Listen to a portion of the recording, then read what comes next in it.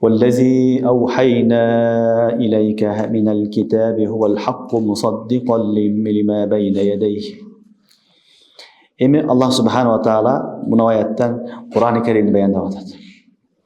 Сага вахий кылып жиберген китебибиз хуал хак, ал чын китеп дейт. Ал чыныгы акыйкат китеби. Мусаддикан лима байна ядейх. Өзүнүн алдыңкы китептердин баарын тасдык кылат дейт. Кур'ан-ы Карим асмандан түшкөн китептердин акыркысы. Асмандан канча китеп түшкөн болсо, канча сахифа бүт баардын акыркысы, бүт баардыгынын мазмунун камтып алган. Ошон үчүн Кур'андын экинчи аты Мухаймин. Мухаймин деген алдыңкы китептердин бүт баардыгын өзүнүн эмне кылган, ичине камтып алган десин айтылат. Демек Аллах Субхану ва Тааланын китеби ал Мухаймин. Бүт камтып алган китеп, тасдик кылат алдыңкы китептерди, Тауратты, Инжилди баардыгын тасдик кылат. Эми алдыңкы кандай түшкөн болсо ошондой абалдагы. Бурмаланбаган Таурат, Инжил, Забурларды ал тасдик кылат. Эч качан Аллахтын китеби бириге бир каршы келбейт.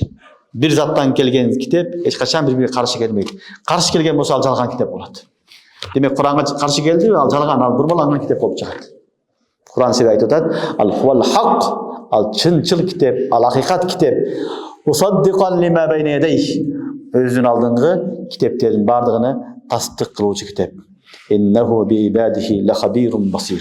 Эми албетте Аллах бенделерден хабардар. Ла хабир, баардыгынан хабардар, басир. Хабары да бар, көрүп да турат.